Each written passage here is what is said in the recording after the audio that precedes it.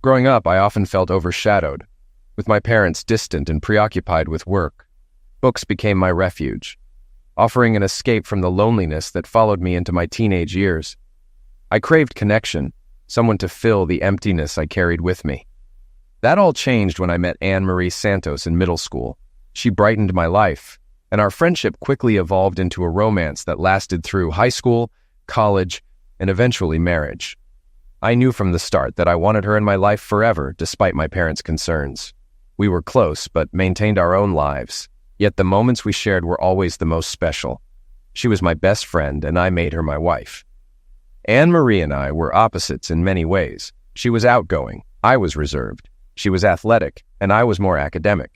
Despite our differences, we had a genuine connection that kept us together. We never forced our relationship, but we always prioritized each other, sharing everything from dreams to fears. I wasn't sure if I believed in soulmates, but if they existed, she was mine. When I asked her father for her hand in marriage, he questioned everything, and I had to prove my love for her. I made a choice to love her, through good times and bad. Unfortunately, the worst came only 3 years later. I still loved her and wanted her happiness, even if it meant sacrificing my own. In recent months, Anne-Marie had become distant, coming home late and no longer smiling when she saw me. The realization that the person you love no longer loves you is devastating. One evening, she quietly entered the dining room, and I noticed the change in her demeanor. "Hi, Annie." "Hey, Gavin. Are you okay?" "Not really. Please sit so I can explain." I had rehearsed this moment, knowing I had to make the hardest decision of my life, letting you go. "Annie, I love you and always will. I don't want to argue or accuse. I just want us to decide together what's best, okay?" "Of course, Gavin. What's going on?" Her anxious eyes gave her away. "Annie, I've always wanted your happiness, but I know you're not happy with me." She teared up, and oddly, it was a comfort to see she was upset. "I don't want to dig into details. It'll just hurt more. But if we can agree you're unhappy, it'd mean a lot," she whispered. "Yes, Gavin, I know. Thank you. Your honesty reassures me I'm making the right choice. I want a divorce." Miguel Santos was a man I respected deeply. He and his wife, Maria, raised 8 kids in a small house in a tough neighborhood. He was strong and tough, but it was his loyalty to his family that impressed me most. I owed him an explanation, so I sat with him on his porch over a few beers and finally told him, "Mio, why are you here?" "It's harder than I thought. Sir, I've loved no one but your daughter since I first met her. I promised you I'd always put her first, and that's what I'm doing now, even though I'm leaving Anne-Marie." As expected, he was angry, mixing English and Spanish in his demand for an explanation I couldn't fully give. "Sir, I love your daughter, but some things have to stay between us. It hurts to admit our marriage has failed, but I believe it's for the best. I wanted you to hear it from me." Eventually, he calmed down enough to let me share some details. Though upset and embarrassed, he allowed me to leave without further confrontation. Anne-Marie didn't cry or argue, and while I was relieved, a small part of me wished she'd begged me to stay. But she didn't, and that confirmed my decision. Her only reaction was when I mentioned talking to her father. "I spoke to your dad today and explained what I'm about to tell you. I hope we can part ways quickly. I don't want financial ruin on top of everything else. I've prepared the paperwork for dividing our assets, especially the house. Please review them and let me know by next week." "Okay, Gavin, I'll review them." I can already hear the criticism. Why not go after her and her lover? First, I don't have those skills. The last fight I got into was in high school when someone made Anne-Marie cry. I almost got expelled for it, but Miguel Santos helped keep things quiet. The second reason was my own mental health. I was a wreck, losing sleep, and almost got fired. I had no one to turn to. My mom died of chest cancer in college, and my dad, who became a hard drinker, moved to Florida and cut off contact. I needed a fresh start, and to do that, Anne-Marie had to agree to the divorce. I was only 25 and needed to rebuild my life. Revenge wasn't on my mind. 2 weeks later, we sat in the attorney's office. Anne-Marie gave up the house, which we agreed to sell. We split our accounts, and she kept the new car while I kept my old truck. Everything was settled except for the 90-day waiting period. The only thing I regretted was lying to Anne-Marie. "Where are you going to live, Gavin?" "I rented a small apartment near the office. I'll stay there until I figure things out." "Good. I guess I'll see you at the house closing, right?" "Absolutely. See you soon, Annie." In reality, I wasn't staying. My truck was packed, and I left my wedding ring on the kitchen table with a note that read, "Goodbye. I will always love you. Be happy." Before leaving town, I said goodbye to Miguel Santos. "Mijo, you and Anne-Marie belong together. Can't there be forgiveness? Remember your vows?" "Yes, it's too fast." "Sir, I've forgiven her in my heart. I love your daughter, but I need peace." Maria Santos hugged me at the door. As she let me go, she softly said, "God bless you, mijo. I will miss you." I left quickly before I broke down. When your spouse is unhappy, it's helpful to know why, but I had no clue. Little things had come up, like leaving the toilet seat up, but recently we hadn't even argued. I thought maybe she was stressed with work, but she said she'd be fine. Trying to improve things, I did more around the house, cooking, dishes, laundry, hoping she'd notice. After a few weeks, I even cleaned the bathroom, a chore I hated. If I hadn't cleaned it, I might not have found out. I wouldn't have emptied the trash and discovered the pregnancy test. I dug deeper and found a positive test, then checked the birth control pills. They were untouched. That's when I realized another man had gotten my wife pregnant. But who? It didn't take long to figure out. I called Anne-Marie, intending to ask, but her number was forwarded to the front desk. They said she had already left. Her car was still in the lot, so I drove to her office. About 20 minutes later, my hope that she had an accident vanished. 30 minutes later, I had my answer. Her boss, Michael James, pulled up next to her car. They kissed openly. My smile, once hers, was now for someone else. That was all I needed to know. I got home ahead of her and hid my feelings that night. She barely looked my way. In just over 2 hours, I knew my marriage was over and realized it was a 20-hour drive to Las Vegas. I made the trip in 4 days, driving through Nebraska, Colorado, and Utah. The peaceful scenery slowed me down, and I wasn't sure if my truck could handle the terrain. On the 4th day, I checked into a hotel, slept for 18 hours, and spent the next day filling out housing applications. Less than a week earlier, I was a newly divorced 25-year-old with no family. Now, I was a first-year law student in a dorm room, starting a new life. I wish I could share stories of new adventures after college, but the reality was different. I had no experience dating. Gavin and Anne-Marie had always been a pair. I had no idea where to start.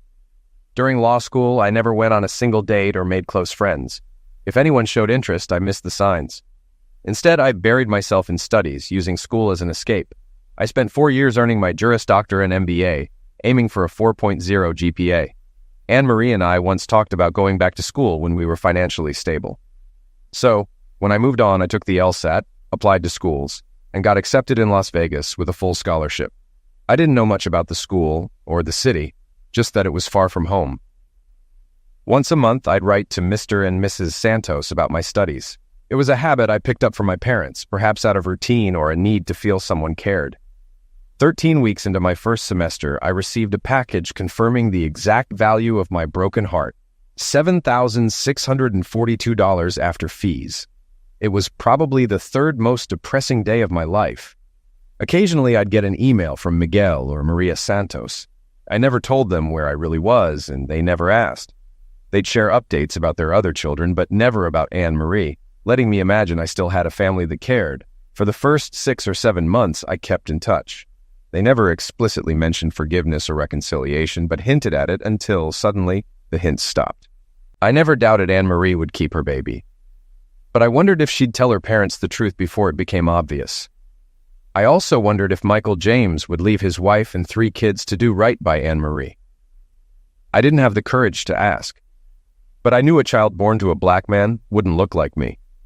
I felt like a coward when I sent flowers, balloons, and a gift basket to the James home, congratulating them on the baby.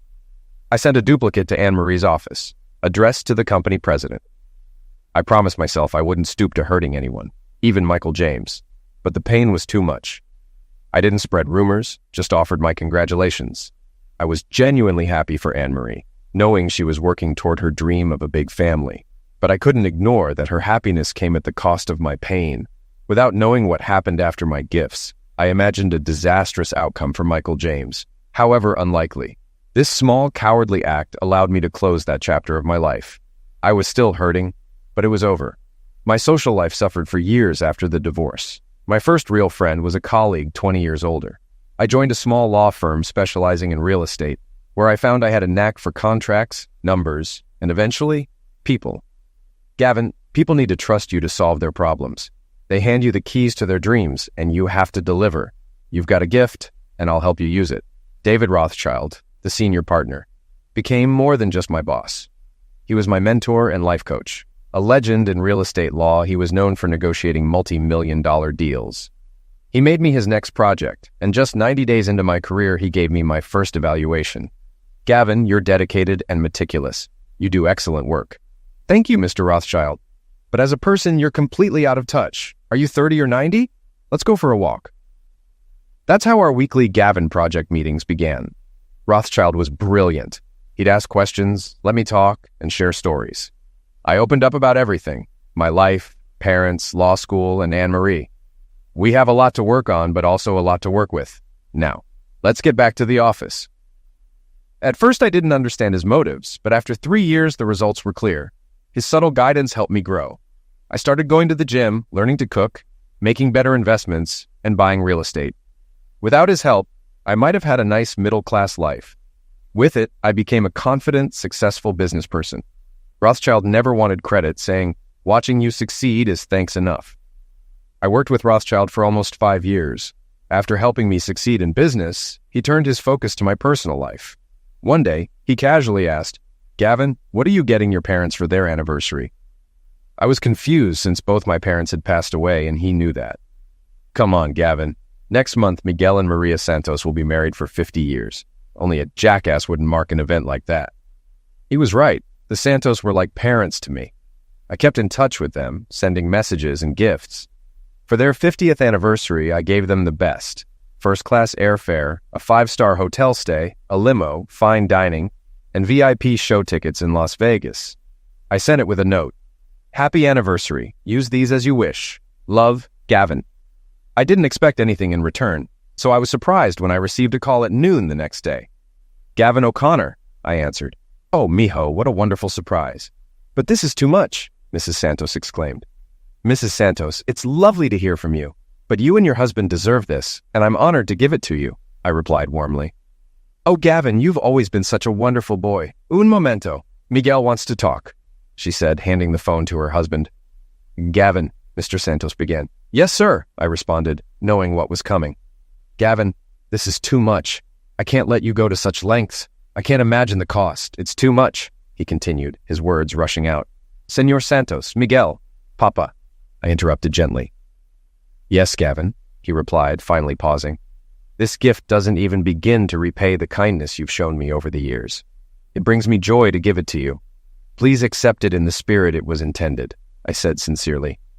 After a brief silence, he responded, "Si, mijo, we accept." "Wonderful. Happy anniversary," I said, feeling relieved. The conversation shifted to the trip details, and I explained all the highlights I thought they'd enjoy. After exchanging many words of gratitude and love, we ended the call, and for the first time in nearly a decade, I felt a sense of peace. As I reflected on that, I noticed Rothschild standing in my doorway with a big grin on his face. "Damn ungrateful kids," he teased. "Shut up, old man," I shot back with a smile. The Santos vacation didn't unfold as I had expected. I assumed they'd use the gift for sightseeing, fine dining, and relaxation. They did, but they insisted I join them every step of the way. It was clear they hadn't even been in their room for 5 minutes before my phone rang. "Gavin O'Connor," I answered again. "Mijo, when are you coming to see us?" Mrs. Santos asked eagerly. "Hello, Mrs. Santos. How was the flight?" I inquired, trying to buy a moment to think. Good. Miguel says we need to rest for a bit, but then we're ready to go." "When will you be here?" she pressed. "I can be there in about an hour," I replied, realizing I'd have to rearrange my day. "Great, mijo. See you then," she said cheerfully before hanging up. Honestly, I hadn't planned on spending much time with the Santos during their trip. They had plenty to do, and I had a pile of work on my desk. I was figuring out how to manage my schedule when Rothschild walked in with 2 paralegals. "Gavin, I've given you some time off. You need a break. Now get out of here and don't come back for a week or you're fired," Rothschild commanded, leaving no room for argument. The paralegals quickly packed up my work and cleared my desk. "Gavin, spend time with your parents. I'll handle the rest," Rothschild said, his tone softer but firm. So I did. The Santos insisted on visiting my office, though. Rothschild, who rarely joked about work, seemed ready for us when we arrived. He gave the Santos a personal tour, introducing them as my parents. In the conference room, he spent nearly an hour talking about my work, praising my accomplishments, and treating them like royalty. It was heartwarming to see the Santos beaming with pride, especially Maria, who kept patting my hand every time someone complimented me. "We're so proud of you, mijo." The rest of the week followed the same pattern. Rothschild's influence was evident everywhere we went. I had chosen the limo, resort, restaurants, and shows based on my business connections, but Rothschild ensured we were treated like VIPs. We were welcomed by owners and directors who shared stories of how I'd helped them and offered us the best seats, wine, and service. It was impressive.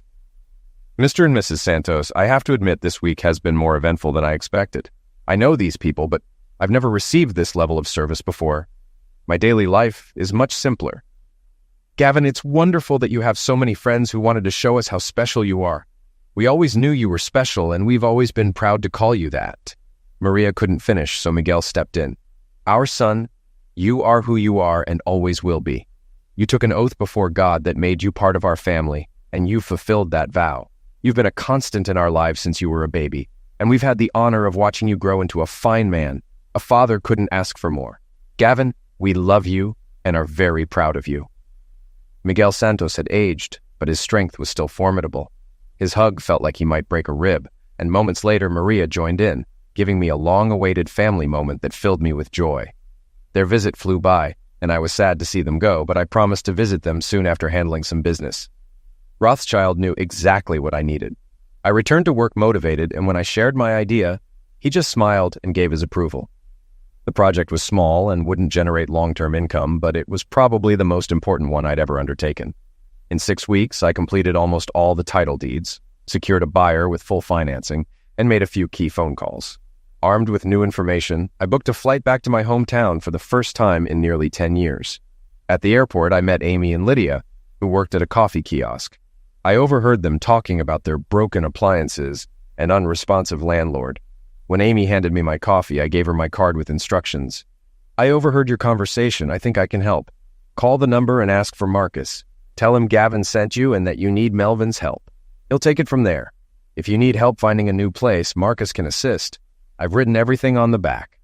As my flight was called, I added, "Don't worry about the cost. Just use the number. Good luck." Why did I offer to help them? Simple. I've seen a lot of bad landlords in real estate, and Rothschild taught me that real estate isn't a zero-sum game. The best deals benefit everyone. A few calls, a letter, and some work from a paralegal could get these girls out of a bad situation. We did pro bono work from time to time, and this was no different. I sent Marcus a quick email so he wouldn't be caught off guard when the call came. The flight to Omaha was short. I got my rental car and luggage, then drove around the city. Not much had changed, though it no longer felt like home. I passed through the Santos' neighborhood, where most houses were in disrepair except for theirs. The area had clearly been neglected. My destination was a new condominium complex with condos above retail spaces, restaurants, a theater, and stores, including a grocery store. The design was unique to the area, and everything seemed perfect. The apartment I had was brand new, with 2 bedrooms, a spacious open living area, a den, and a large balcony overlooking a park. The master suite was spa-like, with a jetted tub and a large tiled shower. The place was beautifully furnished with top-of-the-line fixtures and appliances, a few personal touches, and it would feel like home. The Santos met me for dinner at one of the restaurants, arriving on time and dressed for a night out. We had a great dinner filled with laughter, hoping the rest of the evening would be just as enjoyable. Miguel and Maria Santos, both 67, had been married for 50 years. They were still young at heart, but showed signs of a lifetime of hard work. During our time in Las Vegas, I learned they were ready to retire, but worried about their finances and living in a neighborhood surrounded by crime and abandoned houses. My goal was to change that. As Rothschild reminded me, this is what children do for their parents. I invited the Santos back to the condo for a late-night party. When we stepped into the elevator, they looked surprised. "I didn't know this was a hotel, mijo. These rooms must be expensive." "Yeah, we need to talk about that." When I opened the apartment door, they were impressed with the room. I had asked their 7 children to describe the Santos dream home, and I made sure to cover all their preferences. Their attention then shifted to the champagne. "Are we celebrating?" "Yes, I hope so." "What's the occasion?" I popped the cork. "Your retirement and new home." I raised my glass and gestured around the room. "Oh my goodness, this is too much. We can't accept it. It's not a gift, but you'll have more than enough to buy it. Please sit down and let's discuss it." They were hesitant, but things were going well.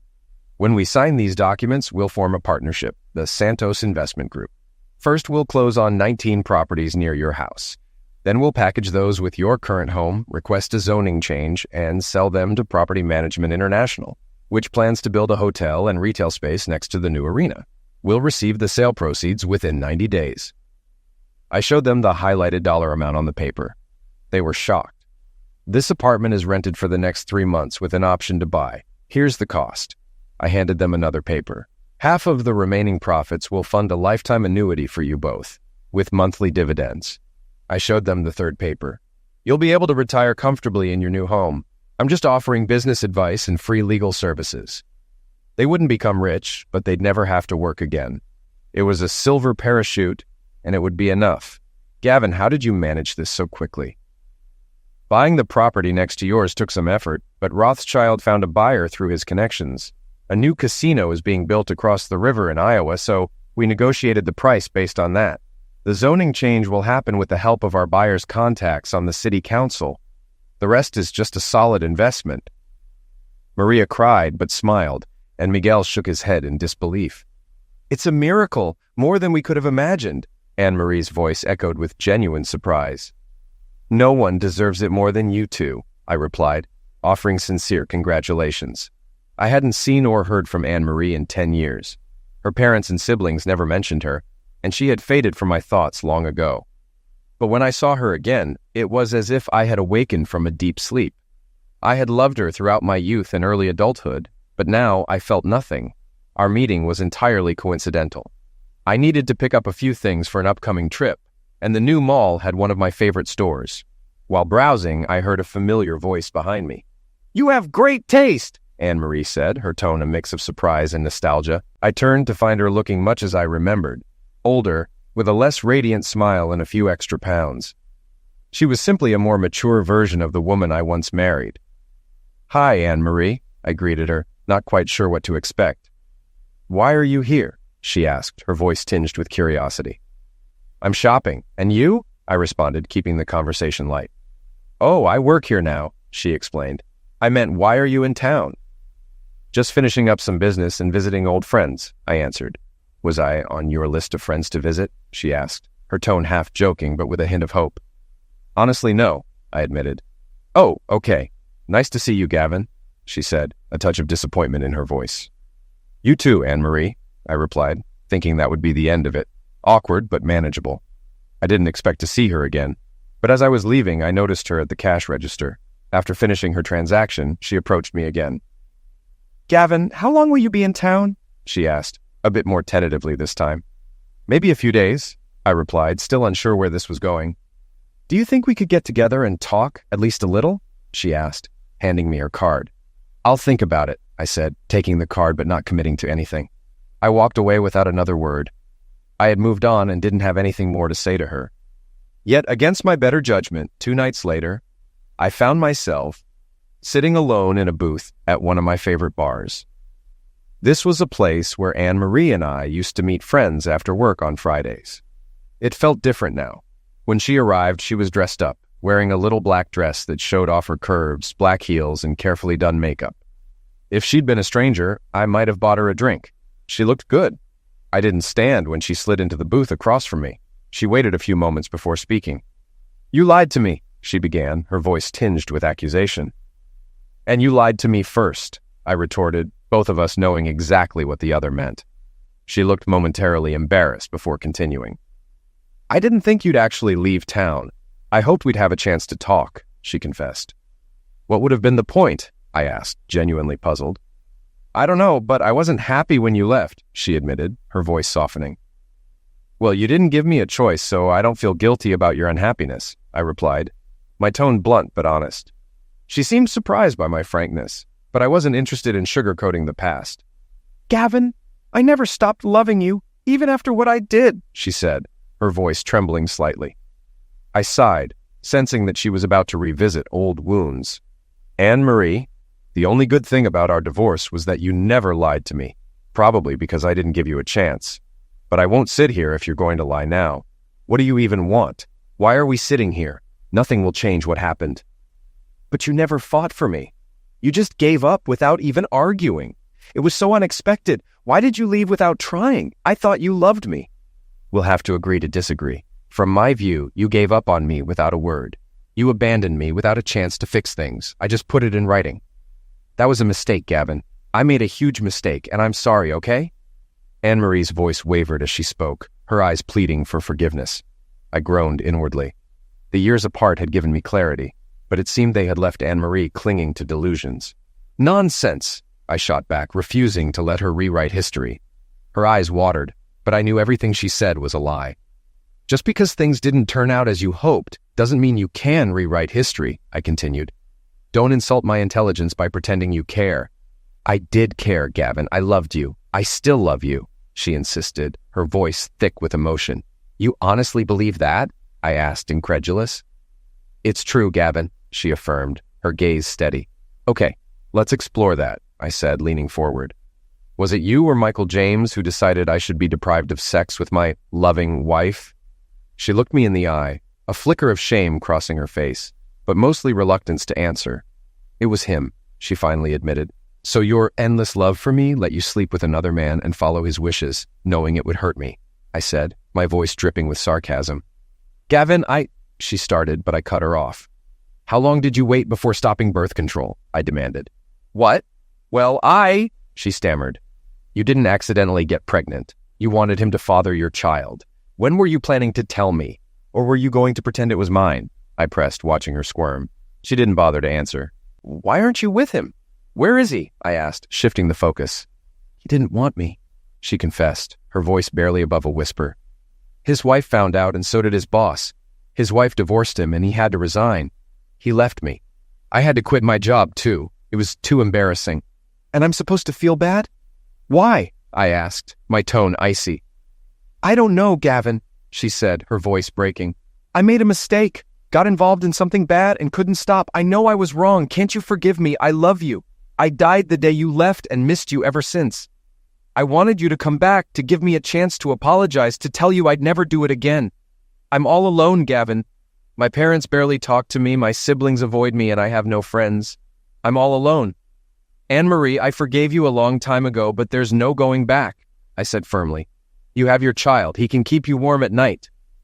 That's cruel, Gavin, she said, her voice tinged with hurt.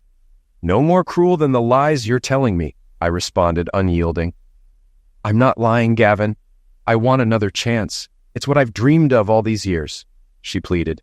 It's never going to happen, I stated, leaving no room for doubt. Why, Gavin? I know you love me. You said you always would, she reminded me, desperation creeping into her voice. I've always loved you, but that's not enough, I admitted, feeling the weight of the truth. Why not? She asked, her voice trembling. 2 reasons. First, I'm not the same person who married you. I've changed, and you don't know me anymore. I certainly don't know you if I ever did, I explained. You do know me, Gavin. I'm still the same woman you loved. So what's the second reason? She asked, clinging to hope. That's the first honest thing you've said. But here's the second reason, then a question. You wanted someone else, and I let you have him without a harsh word, because I loved you. Since I left, I've gone to law school, passed the bar, started a new career, and built a new life. But I haven't been with another woman since our last time together. So tell me, how many men have you been with while you've been pining for me? Anne-Marie couldn't even look me in the eye. You see, Anne-Marie, I knew you were telling the truth. But back then, I didn't realize that the woman I loved was a lying, cheating person. How could I ever trust you again? Why would I even want to? Give me one reason why I'd let you back into my life that wouldn't just benefit you. If you can do that, maybe we have a chance. She cried quietly as I stood up to leave. That's what I thought. Goodbye, Anne-Marie. 3 months later, I saw them again, while heading back to Omaha for business. Everything was going smoothly, and Miguel and Maria were enjoying their new home. Seeing them so happy warmed my heart. The women serving customers at the coffee kiosk giggled and smiled this time. I was deep in my phone when they called my name. Mr. O'Connor? A voice called out, catching my attention. Yes, can I help you? I responded, turning to face them. At first, I didn't recognize the two women, but then it clicked. Oh, right. How did it go? I asked, recalling our previous interaction. Fine, Mr. O'Connor, the brunette replied. We wanted to thank you, but we didn't know how. It's Gavin, and no thanks are necessary. I'm just glad it worked out, I said with a reassuring smile. The brunette, a pretty woman named Amy with curly hair and a friendly smile, spoke while her cousin, Lydia, a shy blonde, stood quietly beside her.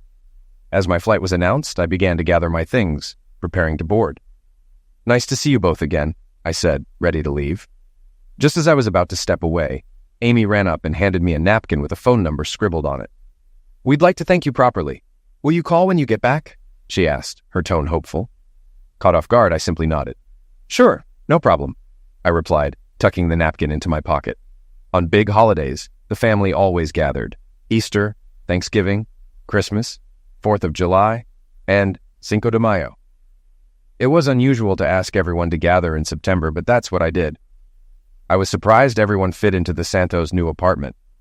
The space was cozy but comfortable for the gathering. They all looked at me, waiting for what I had to say. It was going to be one of the hardest things I'd ever done. Maybe they wouldn't think it was my place to speak, but it felt right. As Rothschild always said, I was following my gut. I wanted everyone here, so I only had to say this once, and you all could hear it at the same time. Being treated as a full member of this family has been one of my greatest joys. Miguel and Maria, your love and support helped me through tough times, and I'll always be grateful. But I also remember that Anne-Marie was part of this family too. She shared in the joy and pain like the rest of us. She cheated on me, and I made hard choices because of that. But she didn't cheat on any of you. A few months ago, I spoke to her for the first time in 10 years. It was a painful conversation. I said harsh things to her. But what hurt most was what she told me about all of you. So, with all due respect, I need to say this. You all need to stop being little a-holes and stop ostracizing your daughter and sister. Until she's back where she belongs, I want nothing to do with you. Mr. and Mrs. Santos, I won't contact you, and you shouldn't contact me until this nonsense is over. The shocked expressions on their faces didn't bring me any satisfaction. With those words, I walked away from my foster family, unsure if I'd ever see them again. The next year was hectic, both professionally and personally. In the office, we worked at a breakneck pace that was unsustainable. After almost 8 weeks of 14-hour days and non-stop deals, Rothschild had enough. One evening in the conference room, he let us know. That's it, I'm done. I can't stand the sight of any of you. We're closed. Everyone, get out of here and don't come back for a week. I'll pay you if I don't have to see you. Then he walked out of the building. On the first day of my mandatory break, I cleaned my apartment and discovered furniture buried under piles of papers, clothes, and takeout containers. I sorted my laundry, emptying my pockets as I went, and found the napkin with Amy's number on it. By the third day, with a clean apartment and updated closet, the napkin was still sitting on my dining room table like a centerpiece, so I decided to call. I sounded like an idiot. Hello? Amy answered the phone. Yes, can I speak to Amy, please? I stammered, suddenly feeling nervous. This is her, she replied. Oh, hi, Amy. This is Gavin O'Connor. We met at the airport. You gave me your number? I reminded her, hoping she remembered. Yes, I remember you, Gavin, she said, her tone warm and familiar. Well, I know it's short notice, but would you and Lydia like to come over for dinner tonight? I thought I'd cook for you both and hear how things went with your apartment. We got kicked out of the office for a week and I'm bored, I explained, trying to sound casual. She giggled and I felt a bit embarrassed by my rambling. Gavin, we'd love to have dinner at your apartment tonight, Amy replied enthusiastically. Fantastic. Great. Can I get your address? I asked, realizing I hadn't given her the details yet. I provided my address, feeling a bit flustered but excited.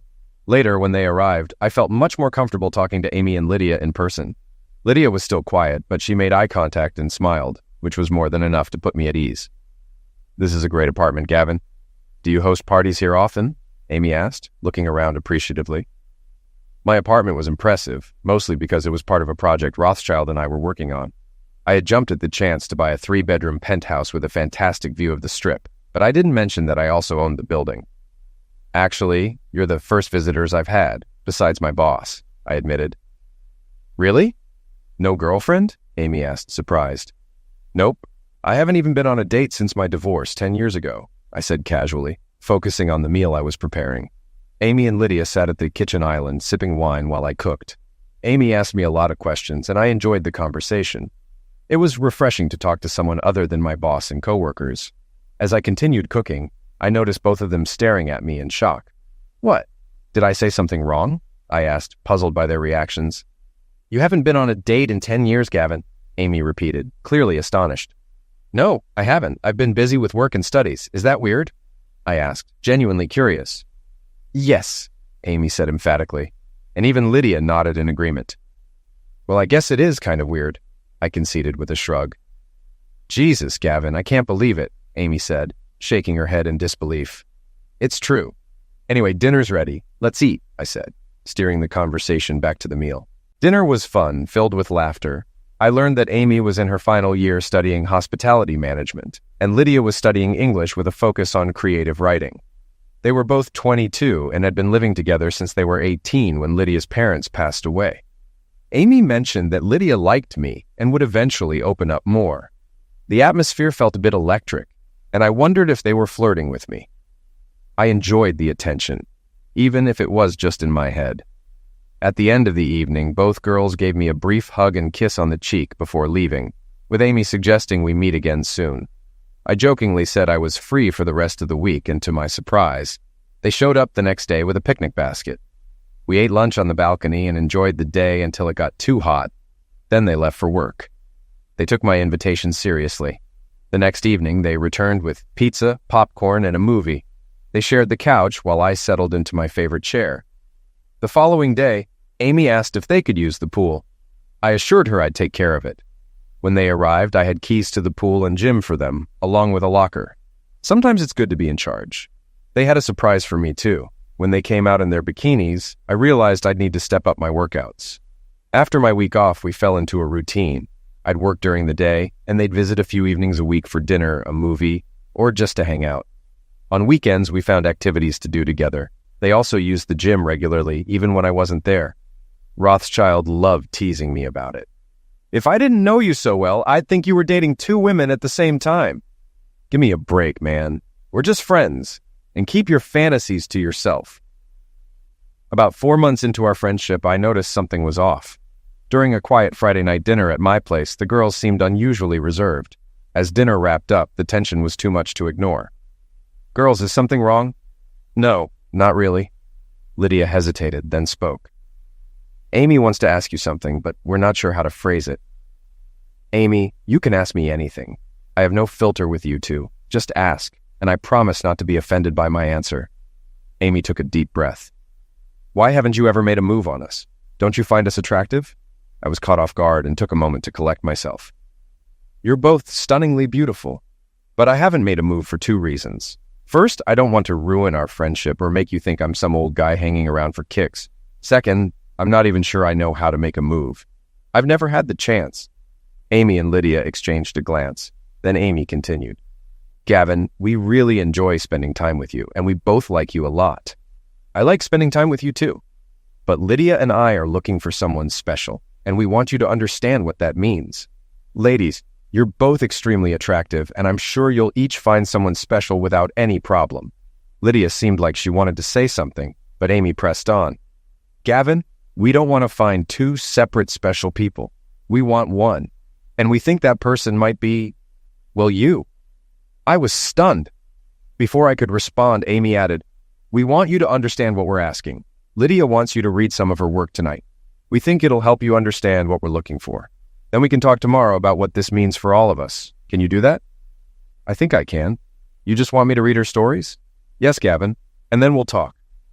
I realize this might give you the wrong impression of me. I have strong beliefs about right and wrong, and I treat the people I care about with kindness and respect. I believe in live and let live, as long as no one is getting hurt. However, I can also be tough when necessary, especially in business. Rothschild called it my Jekyll and Hyde quality, giving people a head start but not hesitating to retaliate if crossed. I wasn't like this before Anne-Marie broke my heart. Her betrayal made me fiercely loyal to those I trust and ruthless to those who betray me. For a long time after the divorce, I had little interest in romance. The pain of the divorce consumed me, and anything that reminded me of Anne-Marie was unbearable. I coped by focusing on my studies and work. It took years for the pain to fade. I had missed out on a lot of life experiences because I met the love of my life so young. I had never asked a girl out, never had a one-night stand, and didn't know how to attract someone. Fear of rejection held me back. I was confident in many things, but thanks to Anne-Marie, I felt insecure about relationships. 10 years passed, and I began to think I'd never get the chance to try something new. With that mindset, I read Lydia's stories. They were beautifully written, full of vivid imagery and well-drawn characters. I learned a lot about Lydia from her writing. The next day, the girls arrived around noon. I was worried I might ruin our friendship. After getting drinks and snacks, we settled in the living room. Amy got straight to the point. Lydia and I aren't involved with each other sexually. Okay, that's important to know, but honestly, I hadn't thought about it. Lydia smiled as Amy continued.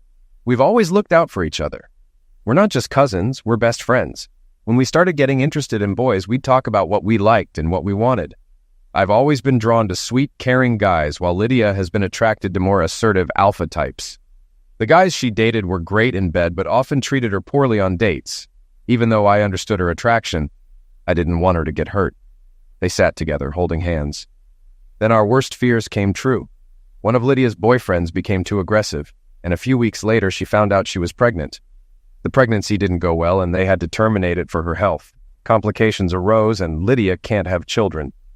Tears filled their eyes. We had always dreamed of our children playing together. We were only 19, and that dream ended before it could start. But I love Lydia more than a cousin, more than a friend. We decided our dream didn't have to end. We would share my children and raise them together as co-mothers. They looked at me, gauging my reaction. I was moved by Amy's selflessness. It was one of the saddest, kindest, and most beautiful stories I'd ever heard. They smiled softly. But then we had another problem, finding the right person. The guys I liked were too weak for Lydia, and the ones she liked were too arrogant for me. We needed someone special, kind, yet confident. And then we met you, Lydia whispered, speaking to me for the first time. My heart raced. Amy continued. You helped us without asking for anything in return. It was one of the nicest things anyone had done for us. As we got to know you, we realized you might be the one we were looking for. We decided to be honest with you, even if it meant risking our friendship.